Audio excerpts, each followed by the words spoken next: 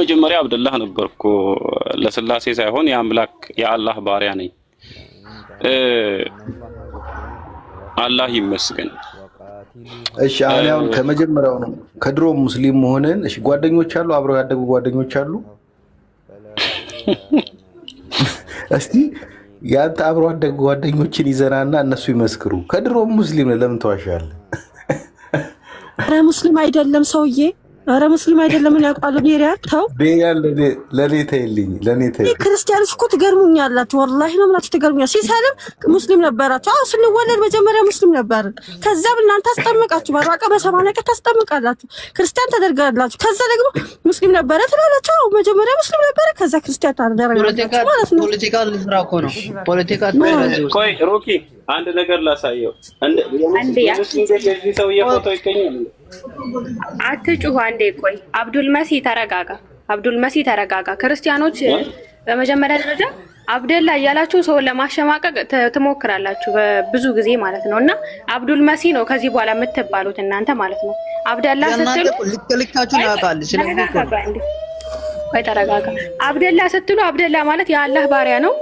እኛ ሙስሊሞች የአላህ ባሪያ ነን ነው የአላህ የፈጣሪ ባሪያ ከመሆን አንጸየፍም ግን እናንተ እንደነውር አድርጋችሁ አብደላ የምትሉት ነገር ስሙ እኮ አብደላ ባይሆንም አብደላ ነው የምትሉት አብዱል መሲ ትባላላችሁ ወንዶቹን አብዱል መሲ ያያላችሁ እሱ ነው እሱ ቆይ ሐሊማ ቆይ አብሲኒያ ታድርጉና ማለት ነው ጀማ አንተ ታድርጉና በርግቹ ያውራው እሺ በርግቹ አብሲኒያ አንተ አሁን እንደው ቤሪያን ቀድሞ ሙስሊም ነበር ካልከው ዴቪድ ያ ሁሉ ፍጭት ያ ሁሉ ስንት አመት ወስደክ ሙስሊም ነህ ድሮ ሙስሊም ነህ ትለዋለህ የሰፈር ልጆቹን ይዞ ይምጣና አብረው ያደጉትን ጓደኞቹ ይመስክሩ አብረው የተማሩ ኖ አንተ እሱ ክርስቲያን አንተም ክርስቲያን ሆናችሁ ስትፋጩ አልነበረም ዴቪድ ስንት ጊዜ አልኖርንም አብረን ያኔም ሙስሊም ነህ አውቀህ ሰው ለማታለል ነው እያልን እንነግረው ነበር ያኔም ጠይቀው የእናንተ ድክመት ግን ወላሂ እንደው የታደለ ሰው ነው ሙስሊም ነው በነገራችን ላይ ለሱ አንድ ነገር ላስቀምጥና ለሱ ማረጋጋት አያስፈልገኝም እኔ ከገጠር እስከ ከተማ ኦርቶዶክስ በነበርን ሰዓት ቤተሰቦቻችን እንኳን ስንት ቤተክርስቲያን የገነቡ ናቸው ከገጠር እስከ ከተማ ማለት ነው እና ለሱ እኔ ማረጋጋት አያስፈልገኝም አሁንም ስቲል ነው እንደዛው ነው ስለዚህ እኔ ግን የተውሂድ ባሪያ ነኝ የአላህ ባሪያ ነኝ ስልህ ቀድሞ በነበርኩበት የስላሴ አማኝ አልነበርኩም ማለት አይደለም የስላሴ አማኝ አልነበርኩም ካልክ የስላሴ አማኝ በነበርኩበት በ40 ቀን በተጠመጥኩ ጊዜ ስሜ ተወልደ መድህን ነው የክርስትና ስሜ ማለት ያደኩበት ደብር ደግሞ መድኃኔዓለም ይባላል ያስተማሩኝ መምህር የቆሎ ትምህርት ያስተማሩኝ መምህር ደግሞ የኔታው ነው ይባላል ስለዚህ ከኔ ጋር ልትመጣጠን አትችልም አን ቤሪያ ሙስሊም ስለሆነ ቀድሞም ሙስሊም ነው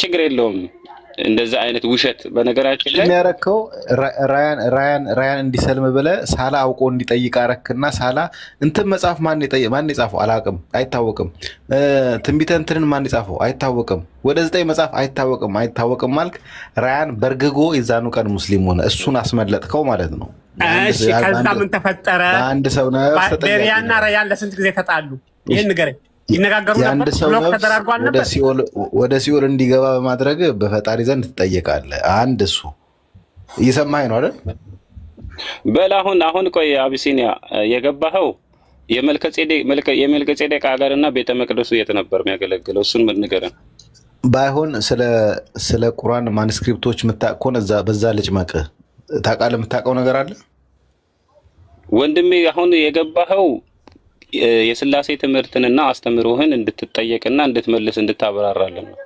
የመልከጼዴቅ ቤተ መቅደስ የት ነው የነበረው እኔ የገባሁት በእናንተ ማኑስክሪፕቶቻችሁ ላይ ዕውቀት ካለ በሱ ዙሪያ ልጨምቅ ነው የገባሁት እኔ ገና እስልምና ላይ ገና ነኝ ግን ክርስትናን የማፍረስ አቅም አለ ያኔ እሺ መጣ ተዘጋጅና 2 አመት በደንብ አንብብና ያኔ መጥቼ ጨምቃለሁ ኖ አብሲኒያ እሱን መጠየቅ ያለብህ እንደው ታውቃለህ ስለ እስልምና አይደለም መጠየቅ ያለብህ ቤሪያን እሺ ክርስትና ላይ ምን አተወጣ ባይብል ላይ ምን ችግር አይተህ ወጣህ የሚል ጥያቄ እንጂ መጠየቅ ያለብህ ስለ እስልምናማ ገና የገባበት እየተማረ ያለው ነገር ነው። ምን ጠይቀዋለህ ስለ እስልምና?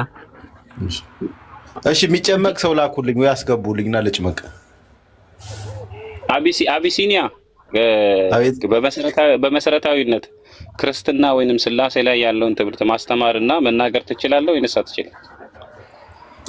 እኔ በእናንተ በማኑስክሪፕት ዙሪያ ነው እንትን የምለው። ተዘጋጅ፣ አንብብ፣ እመጣለሁ፣ እመለሳለሁ። እሱንማ ወንድሜ እስልምና እኮ ልጆቹ ብዙ ናቸው። ኢስላም እኮ ስር የሰደዱ መዶሻ የሆኑ ሲመጡ የሚያንቀጠቅጡ ሞገሳቸው ራሱ ማለት ነው የሰፋ የደረጀ ስንት መምህራን አሉት እስልምና። ነብዩ መሐመድ እኮ ቢሊየን ተከታይ ነው ያለው። እኔ አንድ ደቃቅ የሆንኩ ቤሪያ ብቻ መሰልኩ እንዴ? ስንት ተከታይ አለው? አንድ ጠቁመኝ፣ ማጋሊድሽ አንድ ሰው ጠቁመኝ። ጎበዝ ሚዋይ ሰው ጠቁመኝ። ለአንተ አልጠቁምህም። ሚዲያው ሁሉ ያውቃል ሞገሳቸው። በቃ በደምብ ተዘጋጅና ሬዲስቶን አቢሲኒያ አንዴ ምንድነው እንትን በረዶ በመጥበሻ ላይ ይቆላልኝ አልክ። እውቀትህን ምን ነው? እውቀት እኮ የለህም። ምንድነው ዝም ብለህ እንትን የምታቀርበው? አሁን አንድ ሰው ይመጣ ትወጣለህ ሮጠክ። መጀመሪያ እኔ አንድ ጥያቄ ልጠይቀው። በቃ ጎበዝ ከሆነ ይመልስልኝ። በቃ እሺ። እውቀት እንዳለው ሰው መንጠራራት ፌር አይደለም። መጀመሪያ መማር አለበት ለራሱ። ይሄ ጉራ ምንድነው? ትካሻ መለካከት፣ ጃኬቴን አቀብሎኝ ምናምን። መጀመሪያ ተማር። ምን አይነት ነው ባላ? እሱን አክት አቢሲኒያ አሁን መዲ ቆይ አቢሲኒያ አሁን አንድ ነገር እናደርግ። ክርስቲያኒቲ ላይ ስላሴ ላይ መጽሐፍ ቅዱስ ላይ ቤት አድርገህ መሰረት አድርገህ እኛ የምንጠይቅህን ጥያቄ ማስተማር ትችላለህ፣ መመለስ ትችላለህ። አቢሲኒያ ወይስ አትችልም? እንደዛ አይደለም። እኔ ሁሌም እንደማደርገው ሁሌ በደቂቃ ነው ከሰዎች ጋር ዲቤት ማድረግ። አንተም ከአንተ ጋርም እንደዛ ነበር የምናደርገው ታውቃለህ አይደል? ማስተማር ትችላለህ ወይስ አትችልም? ከአንተ ጋር የምናደርገው በደቂቃ ይሰጠናል። ጥያቄና መልስ ነው የምናደርገው ሁሌ። እኔ እንትኔ በደቂቃ ጥያቄና መልስ ነው። መጨማመቅ ነው መጭበቅ ነው ስራዬ። እጨምቃለሁ በአንኛውን ኡስታዝ በለው በቃ ማለት ሃይማኖት ላይ ቀልድ ነው። አቢሲኒያ ሃይማኖት ላይ ቀልድ ነው። አንዴ ቤሪያ ልብስ ነው የምጨምቀው። ስለ ስላሴ እንጠይቅህ ታስረዳናለህ ወይም ስለ ኢየሱስ እኔ ገባሁት። አሁን ለዛ አይደለም እኮ እንጠይቅህና ከዛ ደግሞ ትጠይቀናለህ። ምን ይመስላል ወገናችን? አሁን ይኸውልሽ አንቺ መወያየት ትችያለሽ ከኔ ጋር እንጠይቅህ ወይ መወያየት ትችያለሽ? ስለ ስላሴን ጠይቀህ ነው 10 ደቂቃ አንቺ ከመጽሐፍ ደስ ያለሽ ትችያለሽ አትበለው። እውቀት አለኝ እያልክ ነው አይደል? ስለ ስላሴ ልጠይቅህ ወይ አንዴ ስሚ ከዘፍጥረት እስከ ራእይ ደስ ስለ ስላሴ ልጠይቅህ ወይ? አንዴ ቆይ ስላሴን ተው። ስለ ኢየሱስ አንዴ ተረጋጊያ። ከዘፍጥረት እስከ ራእይ የምትነገብተዋል ግን አንተ ሰው አንዴ ተረጋጊና አንዴ ስሙ። ምን እንደዚህ ጆሮአችሁ ምን ትጠይቃለህ ያለች ትጠይቃለህ። መጀመሪያ ስሙ። ስለዚህ አሁን ልጠይቅህ እኔ መጀመሪያ ስሚ ይኸውልሽ 10 ደቂቃ ወስደሽ ከዘፍጥረት እስከ ራእይ የፈለሽውን ጥያቄ ጠይቀኝ። እኔም 10 ደቂቃ ወስጄ ከቁርአንሽ ላይ እጠይቅሻለሁ። ይሄን ትስማሚያለሽ? አሁን ልጠይቅህ ስለ ኢየሱስ ትስማሚያለሽ ወይ? ከቁርአንሽ 10 ደቂቃ ወስጄ እጠይቅሻለሁ። አይ ጉድ! ይሄ ልጅ በቃ ቤሪያ እውቀት የለውም ገና ነውና በቃ እኔ እስማማለሁ። እኛ 10 ደቂቃ ወስደን መጀመሪያ ስለ ስላሴና ስለ አስተምሮን ጠይቀህ ቀጥሎ አንተ 10 ደቂቃ ወስደህ ከቁርአኑ አንተ ትመልስልኛለህ። ቀጥሎ እስልምና በራሱ በመልስና በትምህርት ሙሉ ነው ይመልሳል። ችግር የለውም። አሁን 10 ደቂቃ አንተን ነው የምጠይቀህ። 10 ደቂቃ መመለስ ይችላል ከቁርአን? አሁን እመልስልሃለሁ። አሁን 10 ደቂቃ ልስጥህ፣ ተጠያቂው አቢሲኒያ መልከጼዴቅ ያስተማረበት ከተማና ቤተ መቅደስ የት ነው ያለው? በክርስቲያኒቲ ያሳየን እስቲ። ስለ መልከጼዴቅ መጀመሪያ ደቂቃውን አብራ፣ ከዛ እንቀጥላለን። ይሄው አብርቼልሃለሁ 10 ደቂቃ። እሺ 10 ደቂቃውን ከቁርአን ነው የምትጠይቀው፣ አንተ ነው የምትመልሰው አይደል? በኋላ እንዳታፍር እፍረት። እኔ አሁን ለምን የኔን ደቂቃ አታቋርጥብኝ? አዎ አልኩህ እኮ። አሁን ቆይ እንትኑን እንደገና ላስጀምረው ደቂቃውን።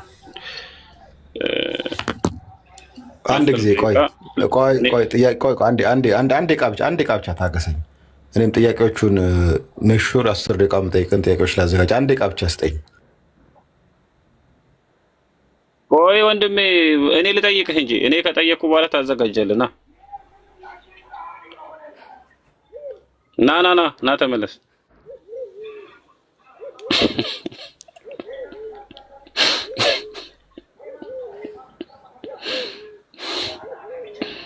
ወጣ በተውሂድ ፊት እኮ ስላሴ አይቆምም እኮ ይርበደበዳልና ማስተማር እንኳን እንደማይችሉ ታውቃላችሁ። ማስተማር እንደማይችሉ ታውቃላችሁ።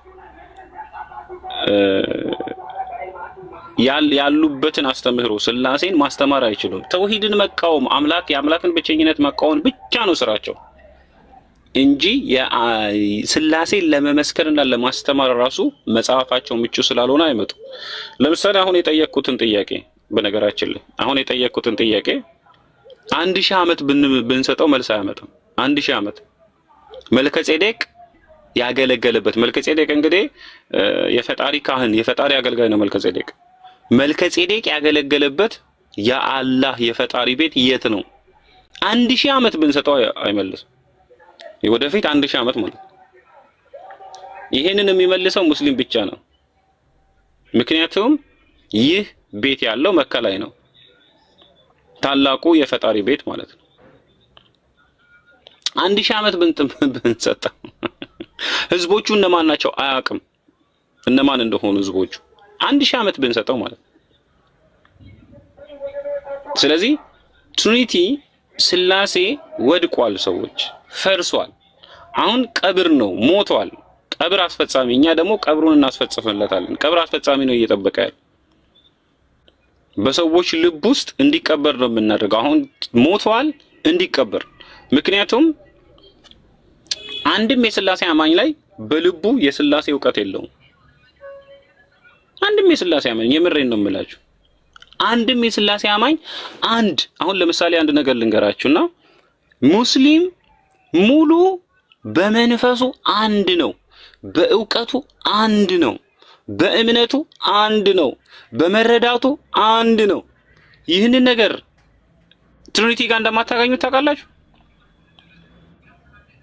ይህንን ነገር ትሪኒቲ ጋር እንደማታገኙት ታውቃላችሁ። ሁለት መሰረታዊ ነገር ላስቀምጥላችሁ። የስላሴ አማኞች በራሳቸው ሪፖርት ላይ አድርግ ነው አቢሲኒያ ገስት ላይ ቆሙ። አቢሲኒያ ትጠየቃለህ አትጠየቅም? 10 ደቂቃ የስላሴ አማኞች ጋር ግን የመንፈስ አንድነት የለም፣ የእውቀት አንድነት የለም፣ የመረዳት አንድነት የለም። የስላሴ አማኞች እሺ፣ አንተ ተከፍሎ ነው። ቆይ መጀመሪያውንም ሙስሊም ነበር። ያው ከሰዎችን አጭበርብረ ተመልሰ አሁን ወደ ጥያቄው 10 ደቂቃውን ሰጠዋለሁ። 10 ደቂቃ አስቀምጬልሃለሁ። በል ተጠየቅ። ከታች ያላችሁ ልጆች ሪከርድ አድርጉ ይሄንን 10 ደቂቃ። አብደላ ለምንድነው ፖለቲካ የሚሰራው? መወያየት ከፈለገ ወደ ርዕሱ ይግባ። ለምንድነው ፖለቲካ የሚሰራው? ሙስሊም ነበር እያልክ ምንድነው ፖለቲካ የሚሰራው? ወገናችን የውይይት አቅሙ የለህም? ያዙኝ ልቀቁኝ ስትል አልነበረ? እወያያለሁ እውቀት አለኝ እያልክ ካላስቀጥል ደቂቃ ተሰጥቷል። ምንድነው 10 የተመለሰክ እውቀት አንቺማ ፈራሽ እኮ አንቺማ እኮ መጀመሪያ እሺ፣ ቀጥል ብሄር ያቀጥል። እንደዚህ አትበላ። መዲኮ አንዴ ልጠይቀው አንዴ በል አቢሲኒያ መልከጼዴቅ ያገለገለበት ቤትና ህዝቦቹ የት ናቸው? እነማን ናቸው? መልስ። መልከጼዴቅ ያገለገለበት የአምላክ ቤት የት ነው? እሺ፣ ስለ መልከጼዴቅ ዕብራውያን ምዕራፍ 7 ላይ ነው መጀመሪያ ያለው። እሱ የዕብራውያን 7ቱ ኮት ያደረገው እንግዲህ ከዘፍጥረት ላይ ነው። መጽሐፍ ስለ መልከጼዴቅ አብራራ አላልኩህም። ቤቱ የት ነው? እየነገርኩህ ነው። ስማ፣ ዝም ብለህ ስማ። የተጻፈውን ነው የምነግርህ። መጽሐፍ ቅዱስን ነው የምነግርህ። አንተ ከኛ ኮፒ ያረከውን ሳይሆን የምነግርህ የኛን ዋናውን ኦሪጂናሉን አንተ ኮፒ ያረክበት መልከጼዴቅ። አሁን አቢሲኒያ ጊዜን አትግደላ።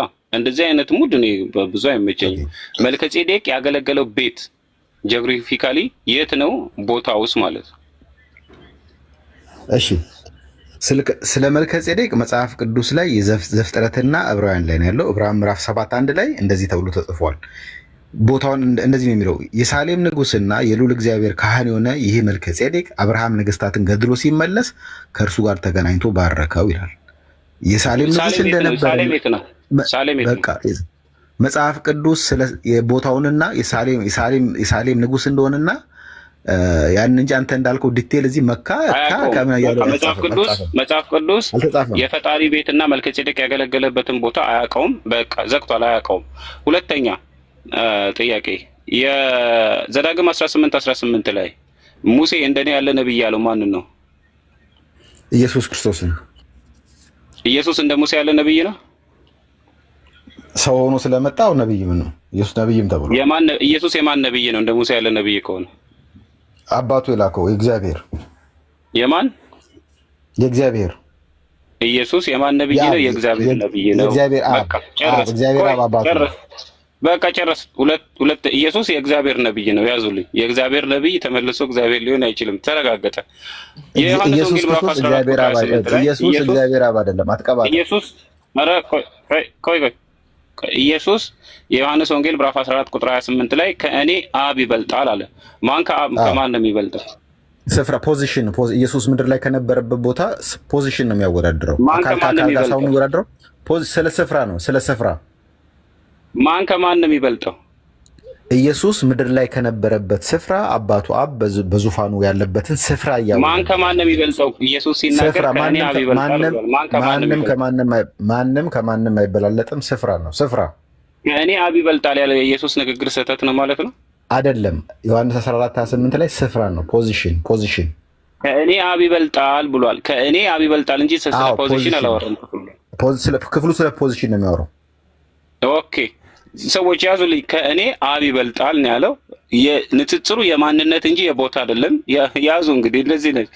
ኦኬ ፖዚሽን። ኦኬ ሶስተኛ ጥያቄ የማቴዎስ ወንጌል ምዕራፍ 4 ላይ ኢየሱስ እንደዚህ አለ፣ ለጌታ ለአምላክ ስገድ እርሱን ብቻ አምልክ አለ። ኢየሱስ ጌታ ብሎ ሲናገር ማንን ነው ጌታ የሚለው? ራሱንም ጨምሮ ነው። ኢየሱስ ጌታ ብሎ ጌታዬ ወይንም ጌታ ብሎ ሲናገር ማንን ነው? ለምሳሌ ሉቃስ ወንጌል ምዕራፍ 4 ቁጥር 16 ላይ የጌታ መንፈስ በእኔ ላይ ነው አለ። ጌታ ሲል ማንን ነው? ኦኬ የጌታ መንፈስ በእኔ ላይ ሲል ስለ አባቱ አብ እየነገረን ነው። ኦኬ ለጌታ ለአምላክ ስገድ እርሱን ብቻ አምልክ ሲል ኢየሱስ ጌታ የሚለው ማንን ነው?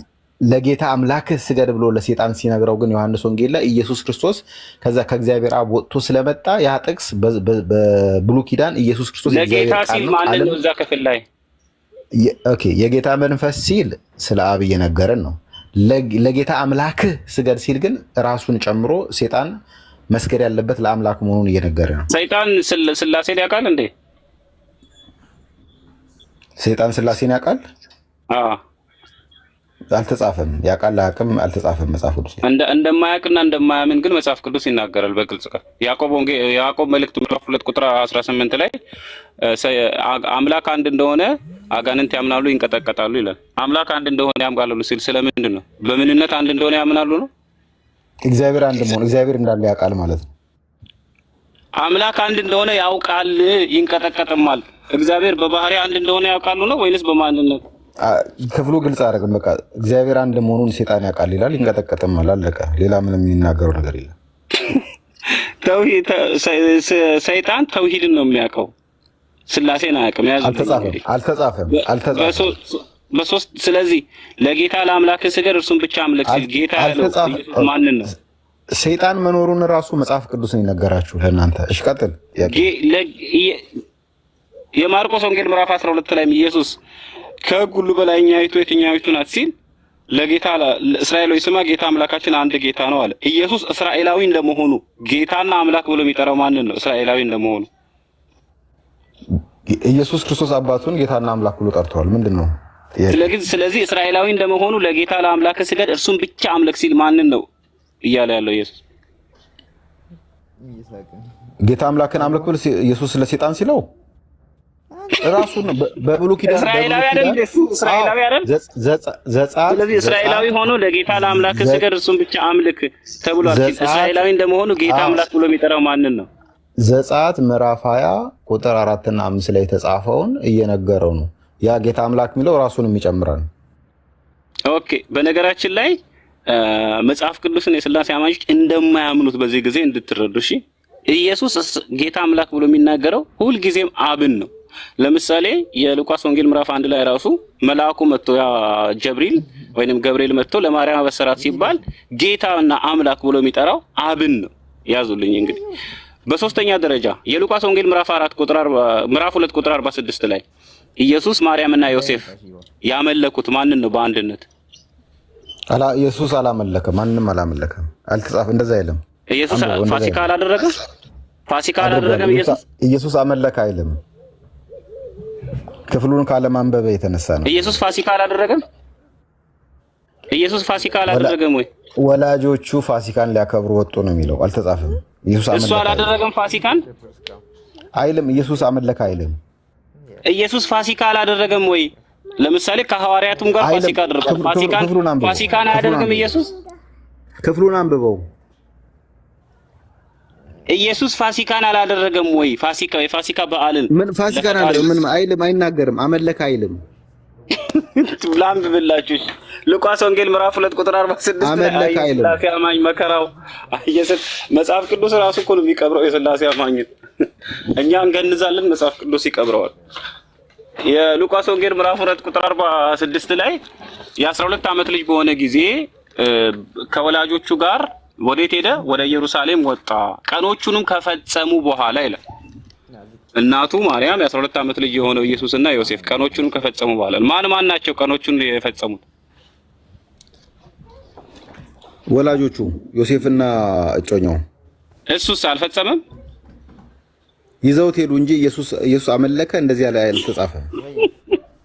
ስለዚህ ኢየሱስ የእስራኤላዊ ሕግን እየጣሰ ያደገው የእስራኤላውያንን ሕግ አልፈጸመም እያልክ ነው?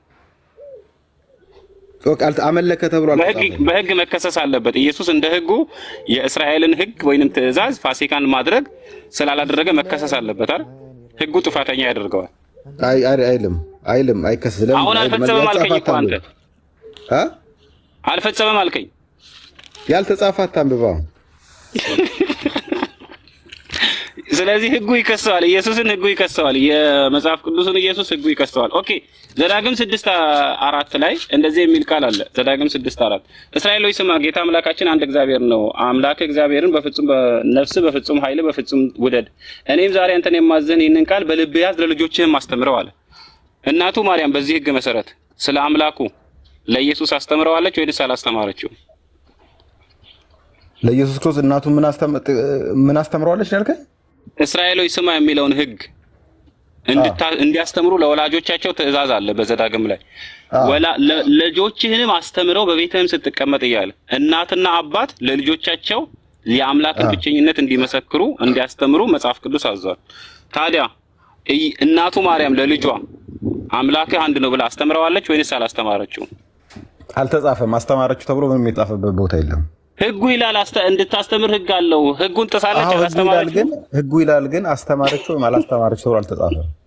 ሕጉን አላከበረችም ማለት ነው። በእድሜ ልኳ ሕጉን ሳታከብር ሰንበት መጽሐፍን ሳታነብለት ኦሪትን ሳታነብለት ነው ያሳደገችው።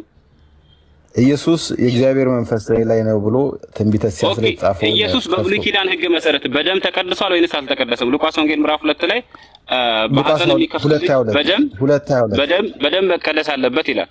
ኢየሱስ በዛ በዋኖሱ ደም ተቀድሷል ወይስ አልተቀደሰም? አቆሙት። እናትና አባቱ በጌታ ፊት ሊያቆሙት 2 እርግብና 2 ጫጩቶች ብሎ መስዋዕት ሊያቀርቡ። በደሙ ተቀድሷል ወይስ አልተቀደሰም? አልተጻፈም። በጌታ ፊት ሊያቀርቡት ወሰዱት ይላል ሉቃስ 2:22። እቃ ውረድ። እሺ ጥያቄ ልጠይቃ ነኝ። ሰዓቴን ውረድ። በቃ ይበቃል። በቃ እንደዚህ ክፍት መሆናቸውን እንዲያዩ ብቻ ነው።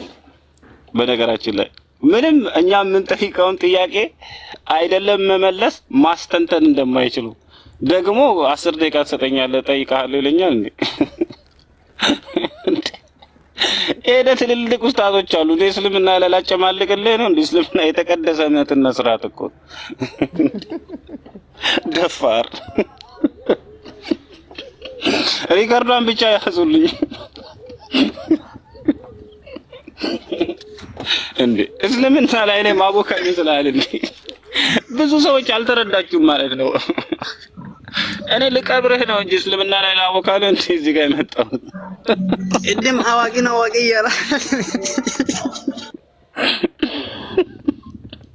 ሰላም አለይኩም ወራህመቱላሂ ወበረካቱ። ኧረ ቢስሚላህ።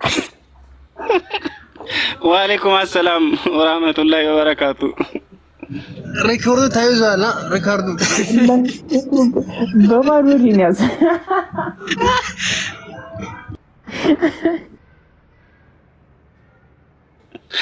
አባቴ እኛ እኮ ከሱ በላይ የከተማ ልጆች ነን እኮ እንዴ! ያራዳ ልጅ እኛ ውሃ ቆልተን የበላን ሰዎች መጥቶ እዚህ እስልምና ላይ እንዳቦካ ስንት ሰው አለ። ስንት ሰው እስልምና ላይ ጨምቆ ሊያሰጣው የሚችለው ስንት ኡስታዝ አለ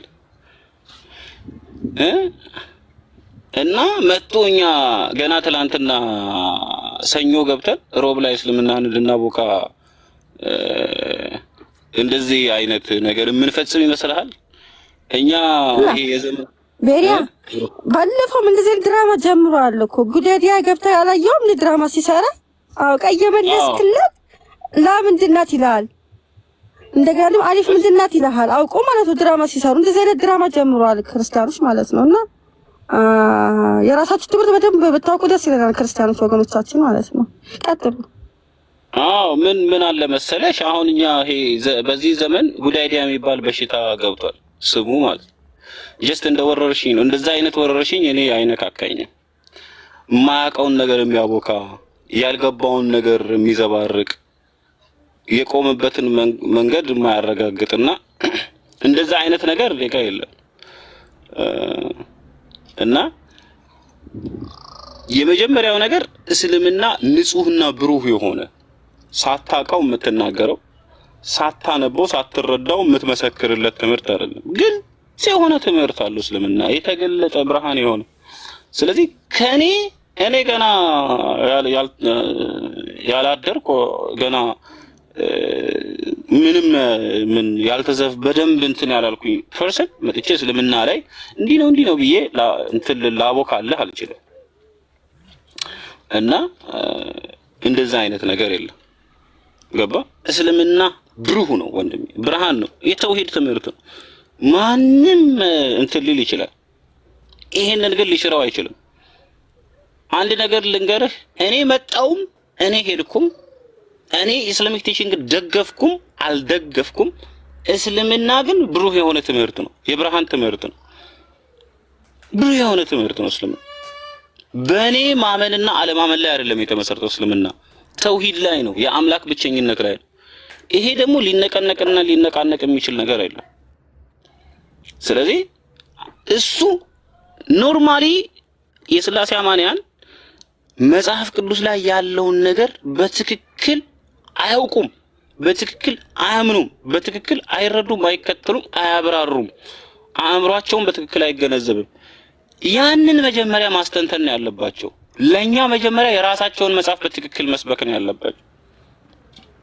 ከዘፍጥረት እስከ ራዕይ ያለውን የራሳቸውን መጽሐፍ መጀመሪያ በትክክል ማብራራት ነው ያለባቸው እንጂ ቁርአን ላይ መተህ አምላክን በብቸኝነት አምልክ የሚልህ ቁርአን ላይ መተህ ዝም ብሎ አንድ ተራ ሰው ተነስቶ ተፍሲር ሊያደርግልህ ሊያብራራልህ አይችልም። ገባ? እንደዚህ ነውና ጲላጦስ ሰላም ብያለሁ። ቤሪያ አብዱላ ለመጀመሪያ ጊዜ ከሰለምኩ በኋላ የቃንተ ቤት ስገባ ስንገናኝ ለመጀመሪያ እንኳን ደስ አለ። በመቀጠል ደግሞ እኔ ምለው ቤሪያ መጀመሪያ ከሳይሰልም ወይም እስልምናው ሳይገባ ቤቱ ከፍቶ 3 ሰው 4 ሰው በሚቀመጥበት ሰዓት የት ሄዳችሁ ነበረ ኦርቶች? ዛሬ ምን ታይቷችሁ ነው? በቃ ሰው አልፈልግም አንድ አምላክ አምናለሁ ብሎ ከከዳ ከሄደ ወደዛ ወደ ካመራ እናንተ ለምን የምን መንጫጫት ነው? ቤት ከፍታችሁ እና እስልምና እንጠይቅህ እና ዛሬ ስለ አላህ መልስ ብላችሁ የምትጠይቁት ይሄ ለእናንተ ጥያቄ ነው። ምን አድርገ ነው የምትሉ? ዛሬ ይሄ ልጅ ገና ሳምንት ውስጥ ነው ከሰለማ አይደለ? ቤሪያ ሳምንት ሞልቷል። ኧረ እኔ ገና ሳምንትም ዛሬ አምስተኛ ቀን ነው አይደል? ዛሬ ቤሪያ ለምሳሌ 5 ቀን ነው ወይ 7 ቀን ወይ ሳምንት ቢሞላው ነው የሰለመው። ምን አውቆ ነው ስለ ክርስቶስ ስለ እስልምና መልስ ብላችሁ የምትጠይቁት? ድሮ የት ሄዳችሁ ነበረ? ለምን ትጫጫሉ? ለምን ትቃጠራላችሁ? ሰው አልፈልግም ብሎ ከወጣ ለምን ከዳህን ነው? ለምን ነጠላችን ለምን ከኛ ጋር አትጎትትም ነው ወይስ ምንድነው ጥያቄያችሁ? እና ቤሪያ በዚህ ጥያቄ አንድ ጥያቄ አለኝ በክርስትና ትመልስልኛለህ? እሺ አብ ወልድ መንፈስ ቅዱስ አንድ አምላክ አይደለ? የመንፈስ ቅዱስ አባትና እናቱ ማን ነው? ይሄን ትመልስልኛለህ? በጣም አሪፍ። በነገራችን ላይ ጲላጦስ ኢየሱስ ይሄ ወልድና መንፈስ ቅዱስ ወንድማማቾች ናቸው በስላሴ ትምህርት ማለት ነው። ግን እንደዛ ብለው አይናገሩም። ሁለቱም አባታቸው አብ ነው።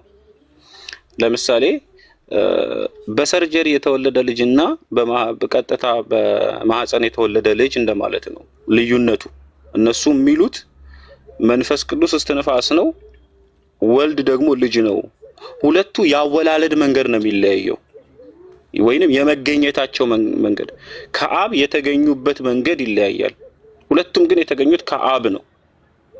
ስለዚህ ሁለቱ ወንድማማቾች ናቸው። ለዛውም የሚረዱት እንደ መንታ ወንድማማቾች ናቸው። እንደ መንታ ወንድማማቾች ማለት እኩል። አሁን ለምሳሌ ወልድና መንፈስ ቅዱስ ከአብ ሲገኙ ወልድ ከአብ ሲወለድና መንፈስ ቅዱስ ከአብ ሲወጣ ይቀዳደማሉ አይቀዳደሙም ብትል ታላቅና ታናሽ ሊሆኑ ነው። ለዛ ምን ይሉሃል? ይሄን ራሱ ኮንሰፕት አያውቁትም። እኩል ነው የወጡት አይነት ነገር ነው የሚረዱት። አሁን ከዚህ ቀድሞ እንደዚህ ጠይቄያቸው ነበር እኔ ማለት ነው።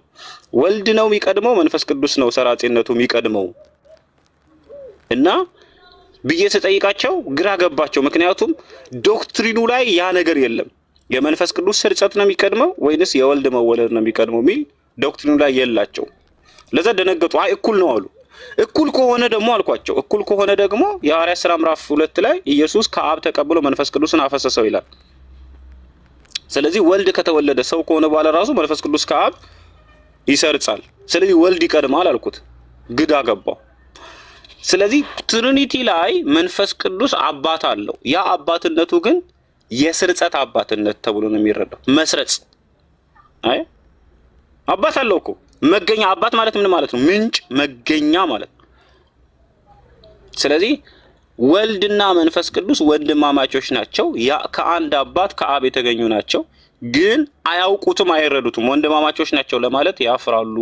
ያፍሩ ይሆን የመረዳት ማነስ ይሆን እንደዛ አይነት ነገር አለ። ግን ወልድና መንፈስ ቅዱስ ከአብ የተገኙ ወንድማማቾች እንደማለት ነው። ጲላጦስ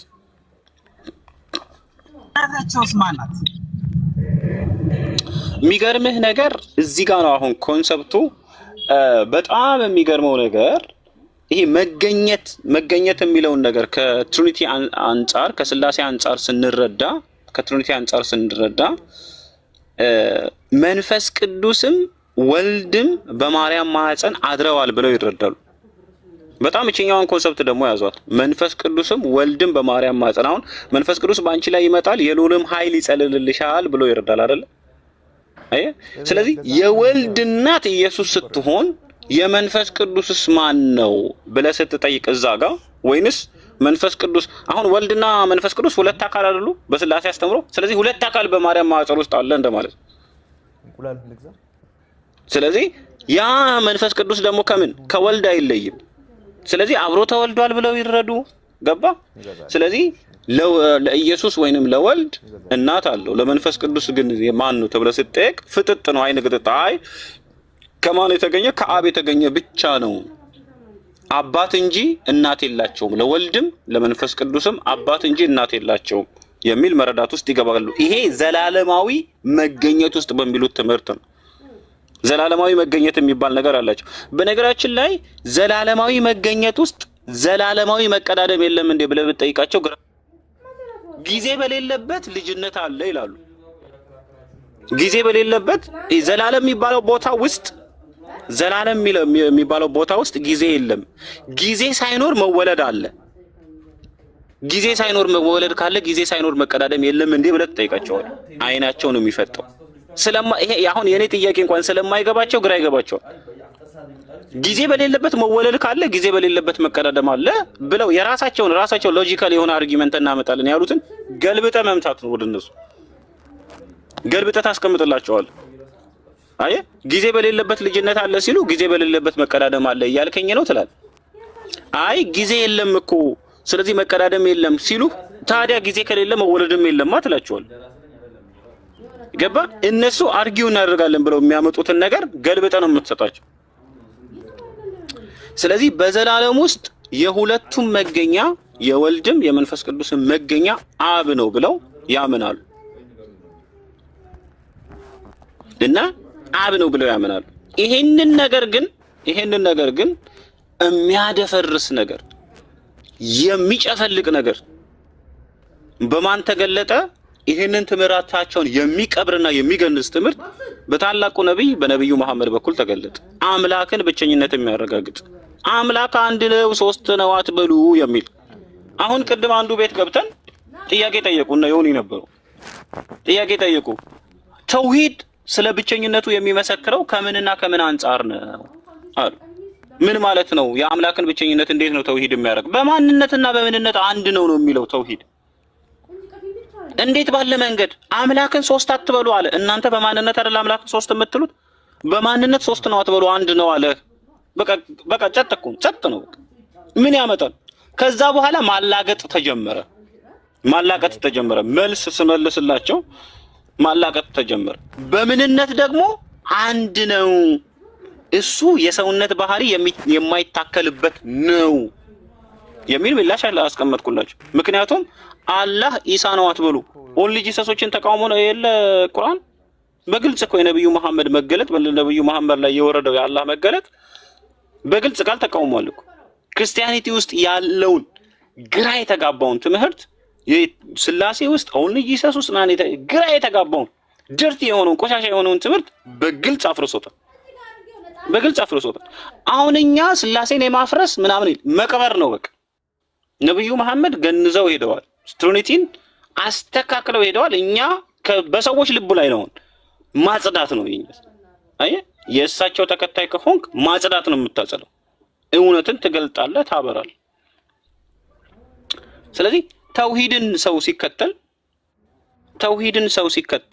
እውነትን ሰው ሲከተል ከጨለማ ወደ ብርሃን ሲመጣ በእውነተኛ መሰረት ላይ ሲመሰረት የአምላክን ብቸኝነት ሲያውቅና ሲረዳ ለብቸኛው አምላክ በፈቃዱ ይንበረከካል። ለብቸኛው አምላክ አንድ ነገር ልንገርህ። ድሮ የዩኒቴሪያን ክርስቲያን በነበርኩ ሰዓት ሙስሊም ነህ አፍረህ ነው ሙስሊም ነኝ የማትለው የኢስላም ተከታይ ነህ ግን አፍረህ ነው ምናምን። ኧረ እኔ አይደለሁ። አሁን ግን እነግርሃለሁ ሙስሊም ነኝ አላፍርም። የነብዩ መሐመድ ተከታይ ነኝ አላፍርም። ነብይ ናቸው ስልህ አላፍርም። በመሰረታዊነት ትምህርቴን ሳስቀምጥልህ አላፍርም። ወንድም እፍረት የለም እኔ ጋር እፍረት የለም። ሙስሊም ነኝ ስልህ ነቢያት በሙሉ አንድ የሚያደርጋቸውን የሚያስተሳስራቸውን ትምህርት ተከታይ ነኝ ስልህ አላፍርም። እኔ ነቢያቶች በሙሉ ምንድን ናቸው? የአንድ አምላክ ተከታዮች ናቸው። በነገራችን ላይ ነቢያቶች በመጽሐፍ ሊለያዩ ይችላሉ፣ በህግ ሊለያዩ ይችላሉ፣ በተውሂድ ግን አንድ ናቸው ነቢያቶች በሙሉ።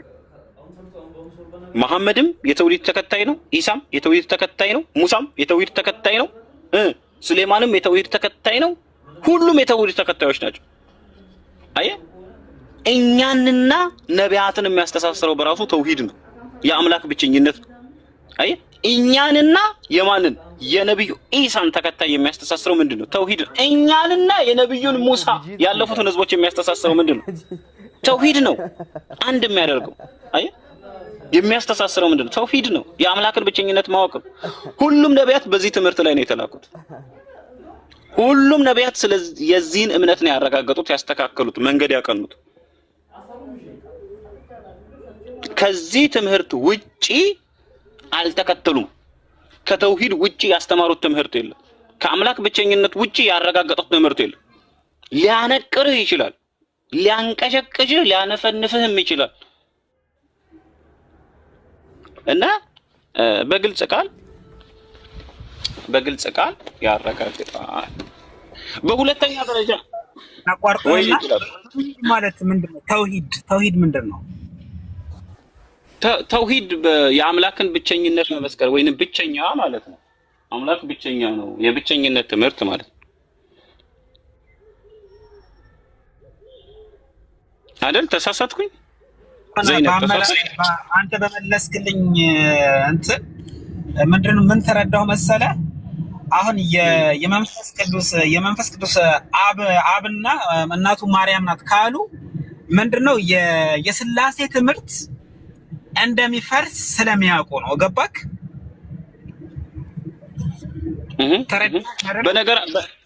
በነገርህ ላይ ጲላጦስ፣ በነገርህ ላይ ይሄ የአምላክን ብቸኝነት ማወቅና አምላክን ብቸኛ አድርጎ መከተል አንድ አድርጎ መከተል ምን አለ መሰለህ፣ በፈጣሪ ዘንድ ህግ ነው፣ ትእዛዝ ነው። ለምሳሌ እስራኤል ብለን የምናውቀው ወይንም የሙሳ የያዕቆብ ቤተሰቦች ብለን የምናውቃቸው የአንዳን አምላክ በብቸኝነት ተገዝተዋል አይደለ? ከዛ በኋላ የነሱ ልጆች ደግሞ ምን አድርገዋል? ስተዋል። ለምሳሌ ያዕቆብ ሲሞት ልጆቹ በተውሂድ ላይ እንዲኖሩ የአምላክን ብቸኝነት አውቀው ተከትለው እንዲያልፉ ቃል አስገብቷቸው ነው የሞተው አይደለ? አላህ አንድ ነው የሚለውን ነገር ይሄንን ቁርአን በደንብ ያስቀምጣል። ይሄንን ትምህርት ግን የልጅ ልጆቻቸው የሳቱ አባቶች መካከል ላይ የተከተሉ ትምህርቶች አሉና ይሄንን ትምህርት እንደገና ደግሞ ኢሳ ለሐዋርያትና ለተከታዮቹ ያስተማር አይደለ? መጣና አምላክ አንድ ነው፣ እሱን ብቻ ተገዙታል። ከዛ በኋላ የተነሱ ሰዎች ደግሞ ምን አደረጉ? የስህተት መንገድን ህዝቦች እንዲከተሉ አደረጉ። አየህ፣ አሁን በዚህ ዘመን ያሉ የትሪኒቲ አማኞች አባቶቻቸው የሳተውን ትምህርት ነው የሚከተሉት። ለምሳሌ ስፒሪት መንፈስ ወይንም መንፈስ ቅዱስ ኃይል ነው መጽሐፍ ቅዱስ እንደሚናገረው። እነሱ ምን ይላሉ? አንድምታ ፍቺ እንሰጠዋለን። ኃይል ነው ሲል ከምኑ መንፈስ ቅዱስ ከእግዚአብሔር አፍንጫ ነው የሚወጣው ይላል መጽሐፍ ቅዱስ። አሁን ይመጣና ቅድም አንዱ ምን ጠየቀኝ መሰለ? አላህ እጅ አለው፣ አላህ እግር አለው፣ አላህ እንትን አለው ምናምን ብሎ የሆነ የፈጣሪን እንትን ለማጣጣል አይነት ነገር ይናገራል። የሚገርምህ እኮ ዘጸአት መጽሐፍ ምዕራፍ 15 ቁጥር 8 እና የመዝሙረ ዳዊት 33:6 ላይ ብትገባ መንፈስ ቅዱስ ከፈጣሪ አፍንጫና አፍ ነው የሚወጣው ይላል። እኔ ለምን አላሳያችሁም? ቃል በቃል ማለት ይመጣና ተውሂድን ለማጣጣል የአምላክን ብቸኝነት ለማጣጣል ያንን ይጠቀማል። ለምሳሌ ላሳያችሁ ነው። ይኸውና መዝሙረ ዳዊት ምዕራፍ 33 ቁጥር 6 ላይ በግልጽ ቃል ከአምላክ አፍ ነው የሚወጣው ይልሃል። አንተ መተህ ከአምላክ አፍ የሚወጣ የአምላክን እስትንፋስ መተህ ሁለተኛ የአምላክ አካል ነው ብለህ ትነግረናለህ። ኧረ ተረጋጋ ወንድሜ፣ እንደዚያ የሚባል ነገር የለም። ይኸው እንደዚህ ይልሃል፣ በእግዚአብሔር ቃል ሰማዮች ጸኑ፣ ሰራዊታቸውም ሁሉ ተመልከቱ፣ በአፉ እስትንፋስ ከአፉ ነው ይህ እስትንፋስ የሚወጣ፣ ይተነፍሳል። አሁን ቀላል እኮ ነው። የእናንተ አምላክ ይተነፍሳል ብለህ መጠየቅ። አፍ አለው፣ ይተነፍሳል። ያ እስትንፋሱ ኃይሉ ነው። መጥቶ እዚህ ጋር ምን ይላል መሰለህ? ለሱ ሲሆን ትርጓሜ ይሰጠዋል። አፉ ሲባል ምሳሌያዊ ንግግር ነው። እስትንፋሱ ሲባል እንደዚህ ነው ይላል። ለሱ ሲሆን ምንድነው ቅቤውን፣ ለኛ ሲሆን ከከከከውን ይመጣና መዝሙረ ዘጸአት ላይ ላሳይ። ዘጸአት 15 ላይ ፋሹ ራሱ አምላክ ነው ማለት ነው። አው ፈጣሪ አፍ አለው። ከሱ አፍ የሚወጣው እስትንፋሱ ነው መንፈስ ቅዱስ የሚባለው። ቅዱስ የተባለው ለምሳሌ እዚህ ጋር ላስቀምጥልህ። እዚህ ጋር ይሄው መዝሙረ ዳዊት ምዕራፍ ይሄው ለምን ዘጸአት መጽሐፍ ምዕራፍ 15 ቁጥር 8 ላይ እንደዚህ ይላል፣ በአፍንጫህ እስትንፋስ ውኆች ተከመሩ። ይኸው በአፍንጫህ። ይሄ አሁን አንተ አፍ አለህ አይደለ? ያንተ በውስጥ ያለው አየር በአፍና በአፍንጫህ አይደል የሚወጣው? እፍ ስትል ወይ ስትል ይወጣል። እንደዛ ነው መንፈስ ቅዱስም ከእግዚአብሔር ውስጥ የሚወጣው ከፈጣሪ ውስጥ ከሚወጣው ነው መጽሐፍ ቅዱስም ቢል። ተረዳህ ጲላጦስ?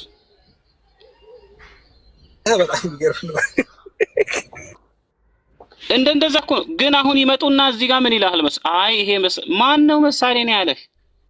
ማን ነው ያለህ? የለም። ገባ? ስለዚህ እንደዛ ነው። አቡኪ ሰላም ብያለሁ። ሰላም አለይኩም።